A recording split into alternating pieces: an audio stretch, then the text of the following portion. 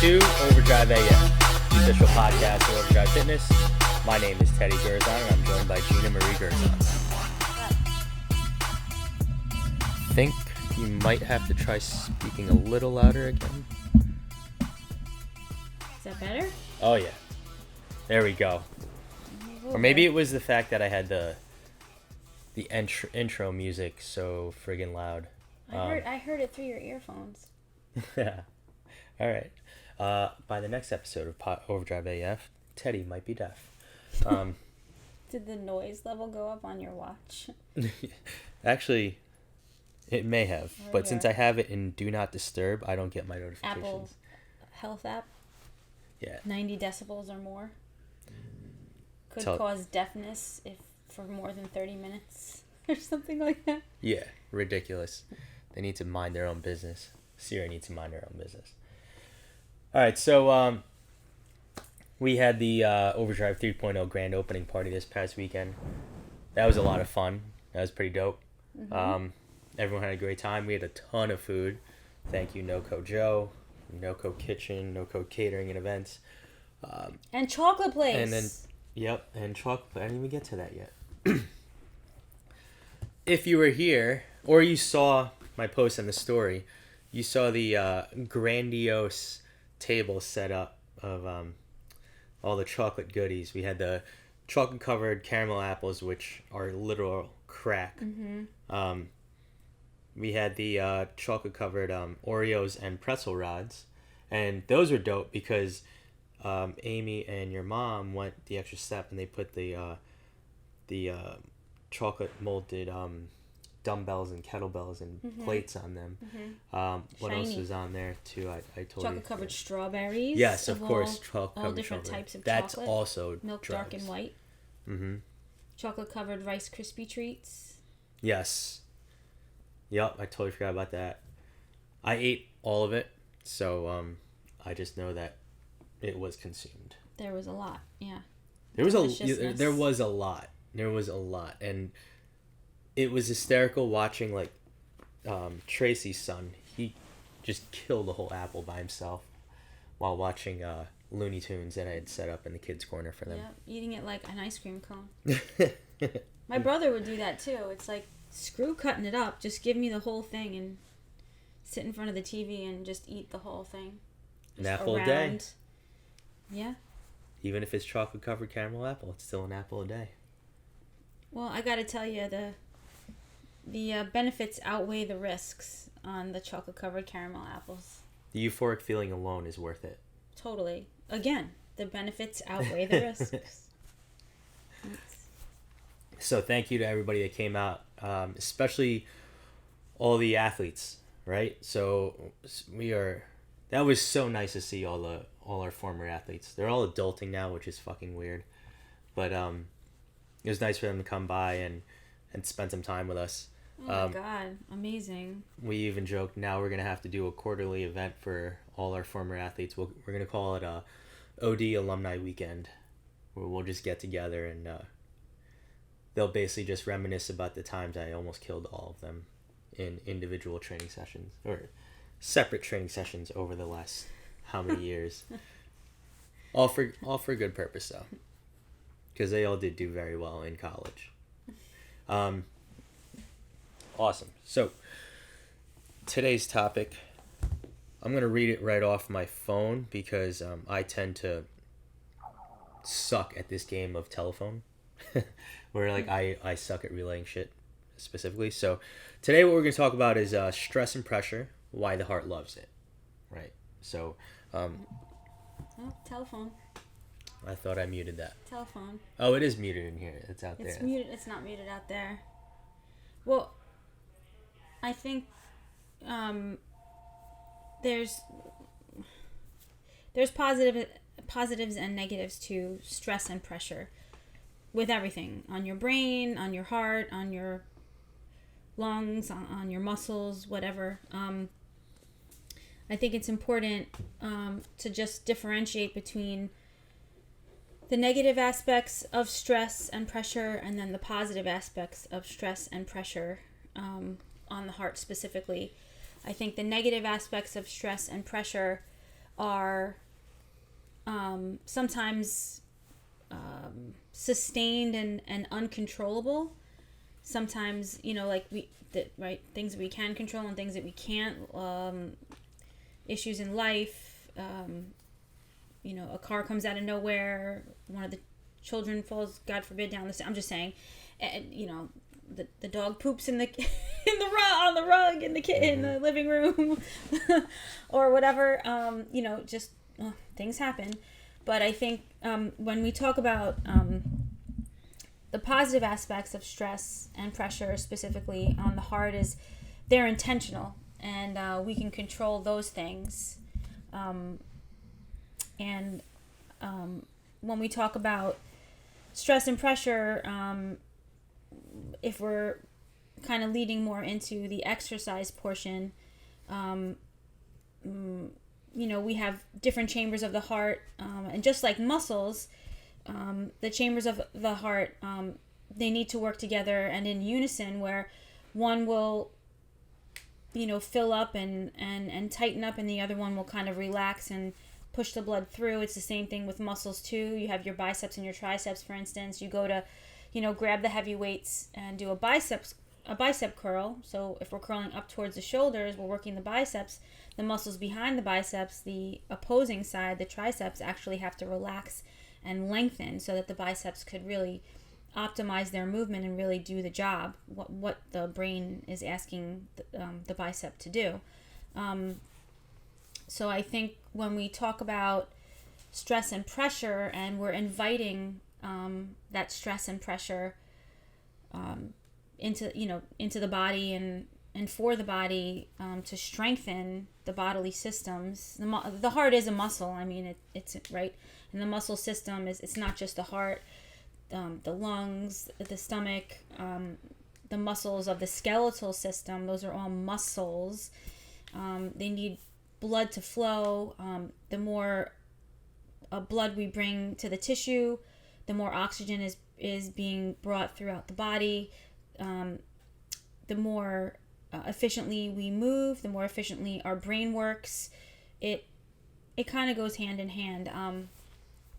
Being that exercise should be intentional, and we have control over it. We can talk about even just what all this good stress and pressure does for the heart. I mean, we release all these wonderful hormones, and again, they are stress hormones. I get it. We do have that fight or flight response. I mean, God forbid one of the kids runs out into the street and there's a car coming down the road. We got to run after him or her. Or the dogs, or whatever the case. We need to slam on the brakes. Red light comes too fast, or the glass of water decides to fall over on the counter before we have to clean it up. All those stress hormones get released. We need to recycle those things too. The body needs to learn how to recycle those things. But when we put ourselves through this exercise, it allows us to be able to handle these stressors more efficiently. Your body becomes more capable and more comfortable with these rises and falls of heart rate, these rises and falls of your blood pressure, rises and falls of all of these stress hormones being kind of pumped out into the system as a whole. It allows us to deal with the crazy stuff more efficiently. The American Heart Association, all of the National Academy of Sports Medicine, which we're part of, Massage Therapy Association, American Massage Therapy Association, all of these different associations will tell you, and even Dr. Brad Schoenfeld, I mean, even last year he put out another study where exercise in general, but resistance training in itself is just as efficient, if not more efficient, than cardiovascular exercise in being able to prevent things like stroke, heart disease, and all these other inflammatory processes that could happen, in the body if left unattended. diabetes, things like that.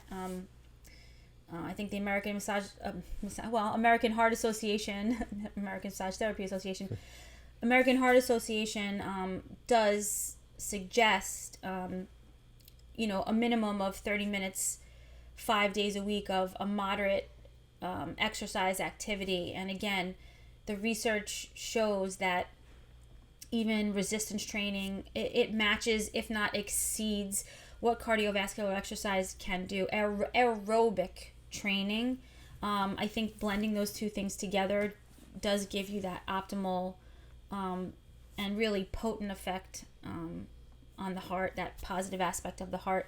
It allows our bodies to become more resilient, more efficient at running itself. We're able to handle those stressors of life more efficiently. It allows us to keep inflammation at bay. I think because when we train, resistance train, anaerobically train, cardiovascularly train consistently, it allows us to really stave off any possibilities of like diabetes, type 2 diabetes, because your body becomes so much more efficient at pulling in glucose, utilizing insulin, things like that. I mean, that's where our most our primary source of energy comes from anyway. Let's see what else. We can maintain a healthy body weight by allowing for this healthy pressure and stress on the heart. Again, it allows your body to get to that heart rate and then bring it back down. The more you exercise, the more you allow for this consistent, healthy rate of stress and pressure on the heart. You'll notice that those of you that have like an Apple Watch, you use your phone with the health app, any of these track wearables that people have, the Aura Ring, the Whoop Band, Fitbits. If you're tracking your heart rates, you're tracking your just your basis, your relative heart rate every day, and if you'll notice how quickly heart rate goes up and then comes back down to baseline, it just goes to show you how much more efficiently your heart is becoming with this consistent strain and stress of exercise, whether it be more aerobic training, conditioning based exercise, and or resistance based exercise, which again, I can't talk about the word stress, but really emphasize that word of resistance training. It really does save you.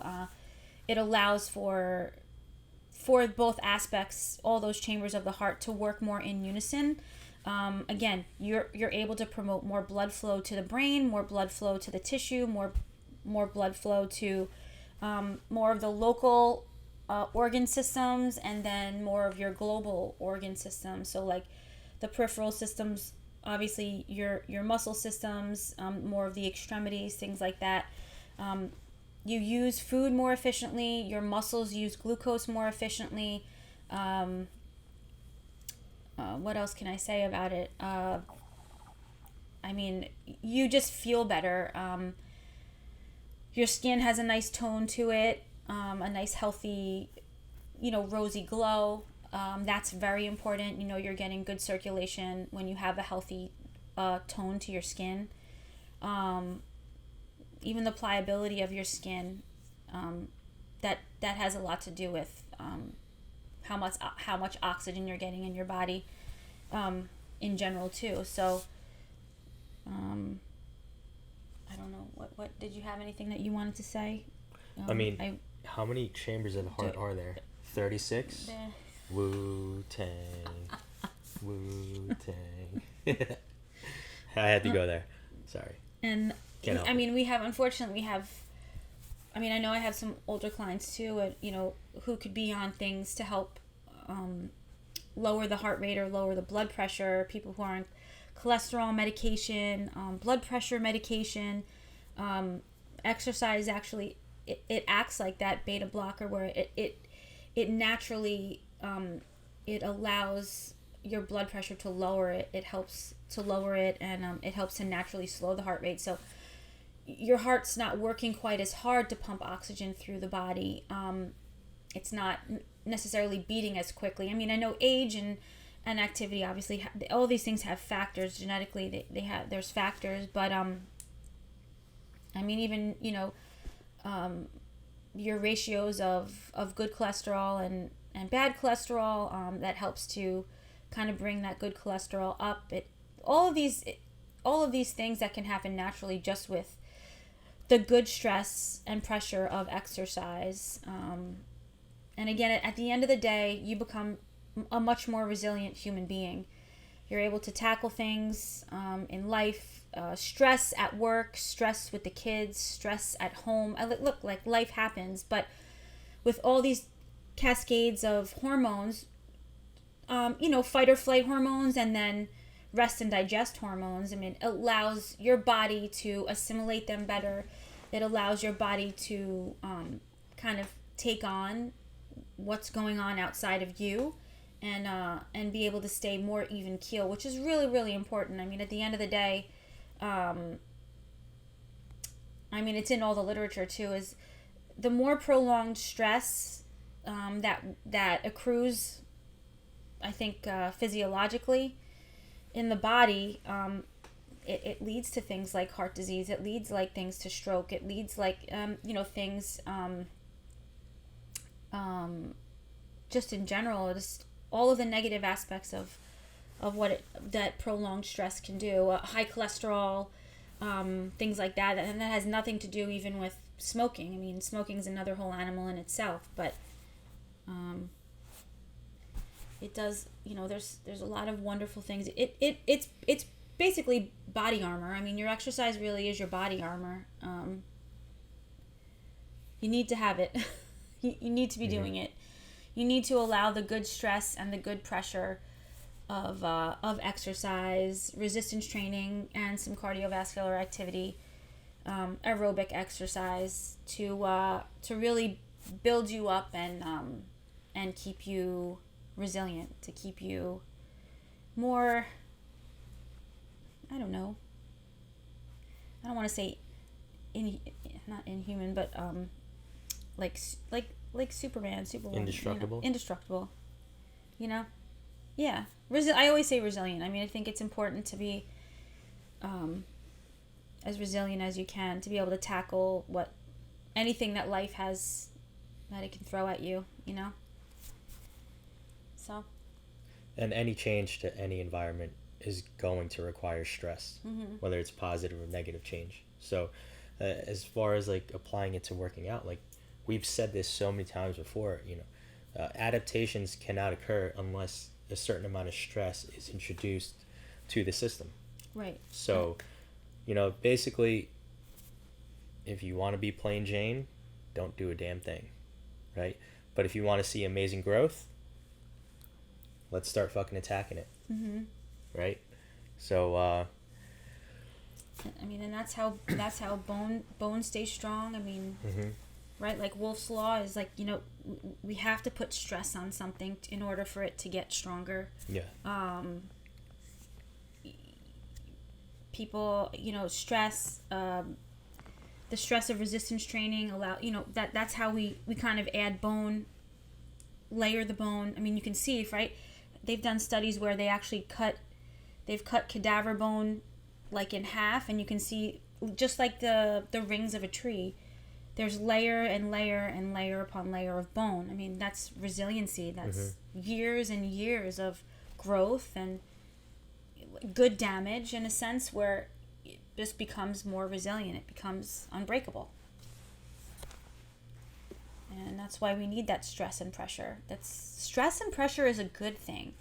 I mean, I think even culturally, like, we need to allow for stress and pressure to happen. It makes you, I mean, when we go out into the real world, physically, emotionally, psychologically, you need the stress and pressure. I mean, you know? I can give an example of a very recent occurrence of stress and pressure benefiting one of our athletes, actually. Yeah, which I'm trying. Okay. Tell me. H. Oh yeah. So her team, her school they haven't given up a goal in how many games, right? They're in the state semis, which was predictably that matchup was going to be their toughest matchup of the year. Now, I don't know who they're playing in the finals, but I know this one they just had last night was supposed to be their toughest. They were down 2 goals in the first 10 minutes. I read that H got a cleat to her knee, so basically her knee split wide open. Mm-hmm. They took her out of the game because you can't be in there bleeding all over the place. Right. They wound up tying it up, and then they wind up winning 4-3. So they're moving on to the state finals. Nice. So after not giving up a goal in how many games, now all of a sudden you're down two goals, and then you battle back to win. I mean, did she come back into the game? Yeah. So the they trainers took her out. worked their ass off to really repair her so she can get out there. Because, let's face it, sports today are not the same as it was a long time ago, which it could... there's a lot of positives and negatives, but in this case, yeah, you really shouldn't have an athlete on the field bleeding all over the place. That's just disgusting, right? So well, it's not sanitary for anybody. Exactly. So, that's why, even in my own personal experience, I've seen games, I've been on sidelines when games were actually stopped because the ref was bleeding, so I'm all for not spreading blood, but,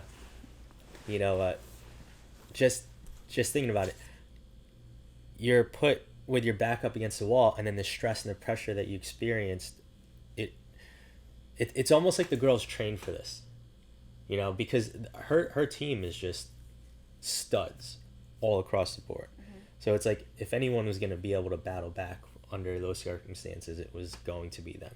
Mm-hmm. So, and again, unless you've got to be a strong individual, and let alone a strong team of individuals willing to take on stress in order to thrive in situations like that. So mm-hmm. Going back to what we're saying, it's, stress is good, right? Stress is good, and Helena is another example of putting your body under that consistent stress and pressure by, in the off season, training 4 to 5 times a week, mm-hmm. right? With us, getting her lifts in, and then getting her practice out on the field, her goalie work. That's how you get better. If we don't practice, we don't consistently put ourselves through the demands of the what ifs, then we can't expect to be able to tackle the God forbids or the God, I don't even know how that happened. Where did that come from? It's all the crazy stuff that is totally unpredictable. But that's why when we say invite it and embrace the stress and pressure that we put on the heart and those demands that we put on the heart, and that's why the heart loves it so much and your body loves it so much, is because at the end of the day, you become so much more resilient, become so much more capable, and you grow to a whole other level, right? And that's like in so many other aspects, not just your heart. Your organs all work together, mm-hmm. But your heart's a center point for you. And if your heart ain't pumping the blood, your brain's not functioning properly. It only takes so long. There's only so much oxygen that stays within the tissues of the muscle, the circulatory system. So within the blood itself, it's temporary. So if it's not a constant recirculation, allow for that stress and pressure to happen. We need that good stress and that good pressure too. So it allows us to combat the negative aspects of the stress and pressure. There you go. There you go. Anything else to add? No. I guess I only have one thing. Do you know what actually causes me to allow my heart to pump more oxygen throughout my body? Oh, I can't wait to hear this. What? You. Oh, here we go. Got her. All right. Am I blushing? Yes. And if you're not, I'm going to edit that in there. I'm wisping at you. All right. So with that being said, yes, stress and pressure is great, especially for the heart. The heart does love it. If you'd like to figure out how you can put yourself under those type of situations, let alone physically, in here with us, reach out to us, DM us, slide into our DMs, right? Hit us up. We'd love to have you join the Weekday Warrior family upon a consultation, because we got to make sure you're a good fit. Yeah, be nice. Always be nice until it's time to not be nice. Roadhouse. What a beautiful movie. Anyway, that's all we have for you this week on episode number 161 of the Overdrive AF podcast. We are out. We'll catch you guys next time. Thanks for tuning in. Peace.